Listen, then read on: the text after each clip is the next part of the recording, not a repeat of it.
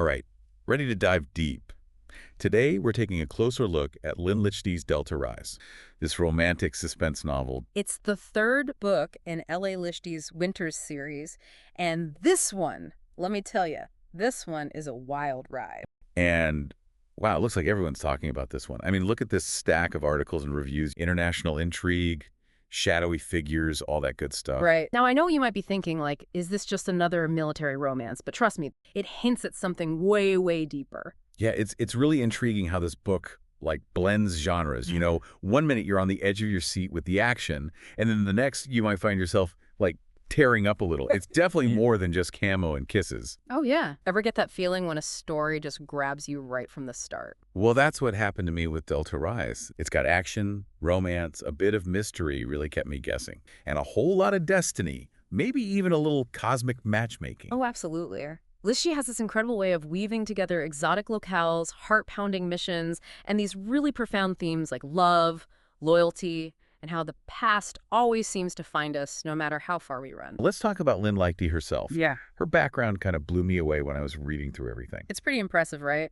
Musical theater, she's collaborated with some big names, Roman Polanski, Jim Steinman, even a Best Actress award. That's a wild resume. Yeah. So how does someone with that kind of background end up writing romantic suspense? She uses really vivid sensory language, particularly when she's describing the Seychellen setting and, that connection between Zach and Loria. It's not just, about pretty descriptions either. It's about creating that atmosphere, a feeling. You could practically feel the warmth radiating off the page. Exactly. That's not an accident. That's a writer who understands how to use language to evoke very specific emotions, sensory experiences, adds a whole other dimension to the reading experience for sure. Couldn't have said it better myself. Yeah. It's that blend of action and deeper meaning that makes his writing so captivating. And speaking of captivating, let's talk about our main man, Zach Kentz, this Delta Force operator. He's got a mind for puzzles, but there's something else going on beneath the surface. Even before things heat up, he's plagued by this vivid, almost haunting dream. So Zach is a Delta Force operator. Delta Force, we're talking like Army's elite, top-tier special ops. The best of the best. And Zach is about to embark on a mission, but something's off. Oh. Yeah, he's haunted by this, like, super vivid dream. A blood moon, a blue moon, a super moon. All framed by, get this, a very specific constellation, the Andromeda constellation. We know Zach's not your average soldier. Right. In these dreams, they speak to his intuition. You've got the blood moon, which is often associated with like chaos and disruption, right? Sure. So you could definitely see that as foreshadowing the danger that's coming Zach's way. Oh, absolutely. And then you've got the Andromeda constellation, which is tied to these really beautiful, powerful themes, like love, rescue, destiny. Right. It's like it's hinting at this epic love story that's about to unfold. But with Zach, you get the sense that it's tapping into something deeper, something almost like a premonition he can't ignore. And this intuition, it's about to be put to the test. So it's Zach, super sharp guy, right? The story starts with him having this crazy dream. And to make things even weirder, shortly after that, he gets called to the White House. Okay, now that's interesting. It's not every day a sergeant major gets an invite like that. Definitely not. This has to be something big, something that needs his specific skills. Right. Okay, and if that wasn't enough, there's also this whole thing with Loria Skye, world-famous singer. The one and only. It's the middle of the night. Loria at her home in L.A. when suddenly she's jolted awake by intruders tearing her house apart. Like a home invasion. But this wasn't your typical robbery, Right, right. These guys, they weren't interested in her jewelry or fancy electronics or any of that. They were speaking a language Loria didn't recognize, and honestly, their motive seemed way more sinister. So it's like a targeted attack almost. Yeah. But on Loria Skye, that's Exactly. what did they want? I think this is like our first clue that Loria's fear, while it's deeply personal, Sure. it's rooted in something much larger and way more dangerous than just some random act of violence. Yeah, it's like this undercurrent of something bigger going on. Yeah, and she even mentions it that she felt ashamed. Ashamed. Why ashamed? That she wasn't better prepared to defend herself. Wow. Okay, so she's carrying some weight, some baggage. Absolutely. And I think that speaks volumes about, the pressure she puts on herself and these unseen burdens that she's carrying with her. So, this incident dredges up all this past trauma for Loria. Makes sense. And her immediate instinct is just to escape, to Right. find a place where she can just feel safe and secure again. So she flees to La Digue. La Digue. It's this idyllic island in the Seychelles. Think like turquoise waters, white sand beaches, the kind of place you go to, like, completely forget your troubles. And get this, Zach, he's with his team in La Digue. Okay, this is interesting. Zach, the Seychelles for Operation Red Rise. A mission disguised as a vacation. It's in this supposed paradise that Zach crosses paths with Loria Skye. Bam! Things inevitably explode. She's a fascinating character. And it turns out their connection is way more profound than either of them initially realized. Right. They really start to intertwine with the plot.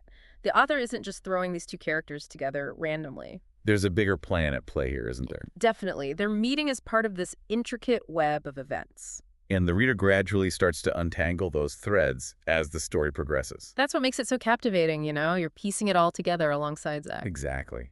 So, turns out, Zach has a major crush on her. Like, his whole team knows about it. They even have this whole Delta Rise thing they encourage him to do. It's kind of like their unit's way of saying, go for it, like, face your fears, step outside your comfort zone. But here's the thing. Zach has actually avoided meeting Loria. He even tells his friend Boaz.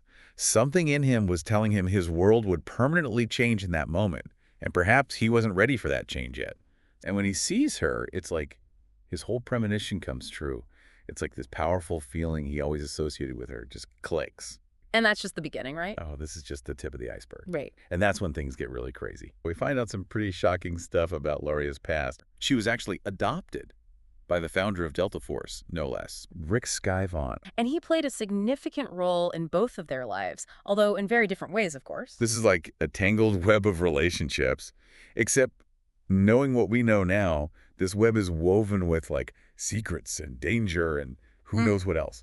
And speaking of danger, remember how those intruders were speaking a language Loria couldn't understand? Yeah. Well, that language was Algerian Arabic. And guess who happens to be fluent in Algerian Arabic? Zach Kens. Zach Kens. Wow. Okay, this is getting good. So it's like fate or something is pushing them together. And then, just when you think you're starting to get a handle on things, President Mason enters the picture. Oh, yeah. President Mason.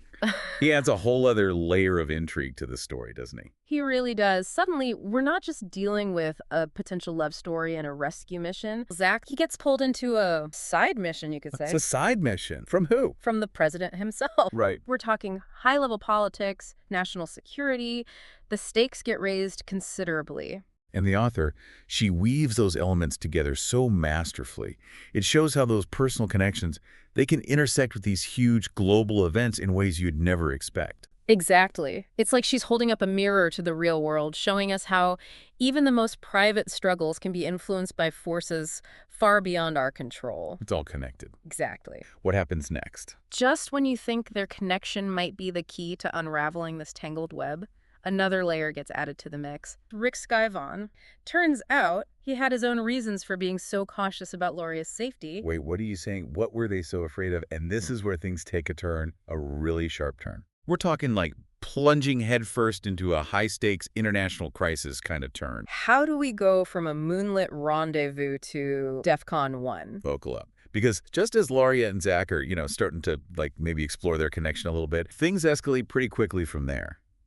Zach and his team, and Loria, she gets caught in the crossfire. Oh, no. You mean she's in danger again? She's in the thick of it now.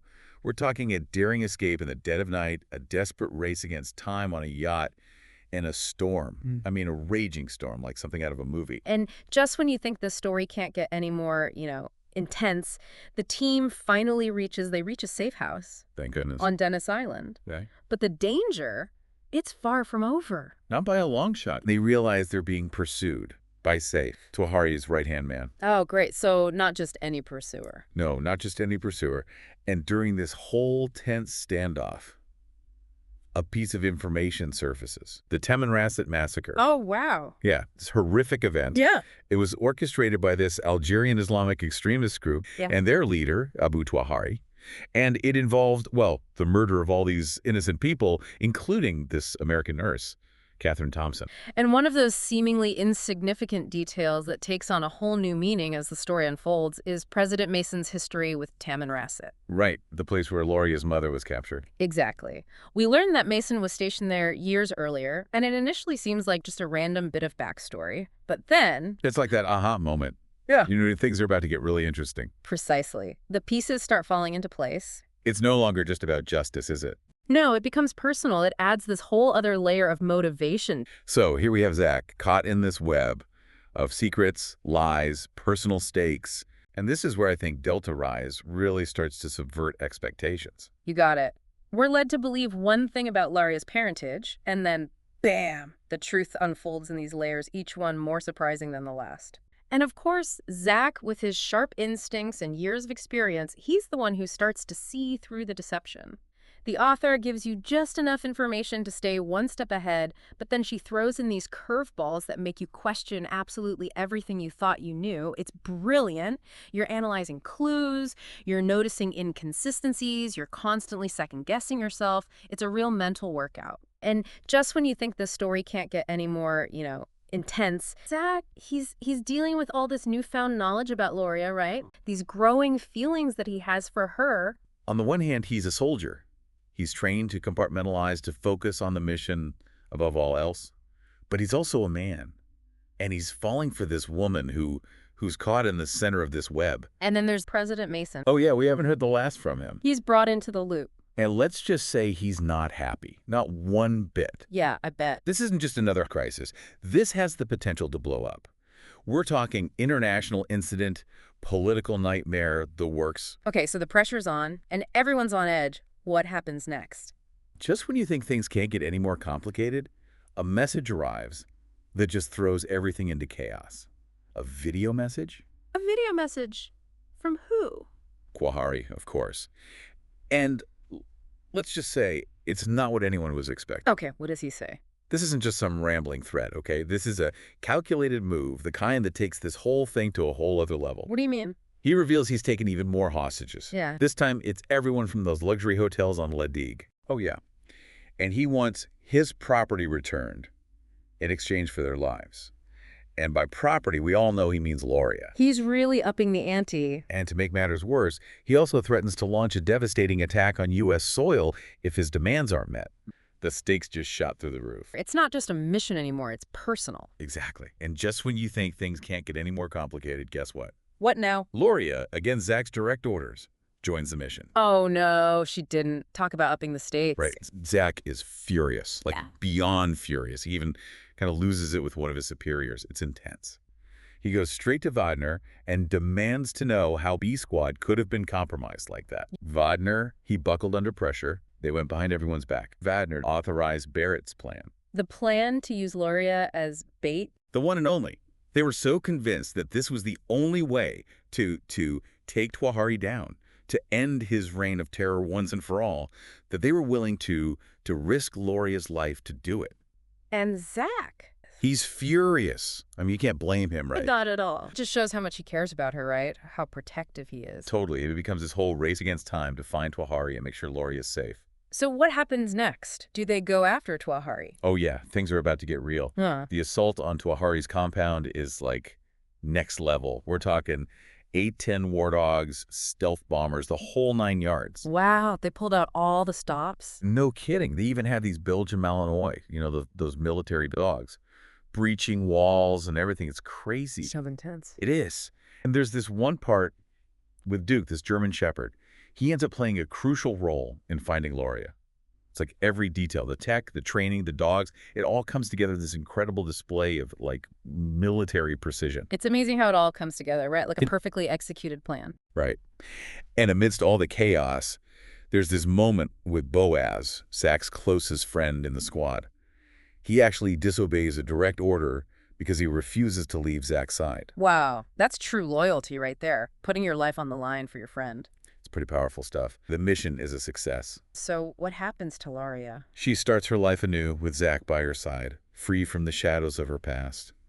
Their story reminds us that love and hope can bloom even in the darkest corners of the world.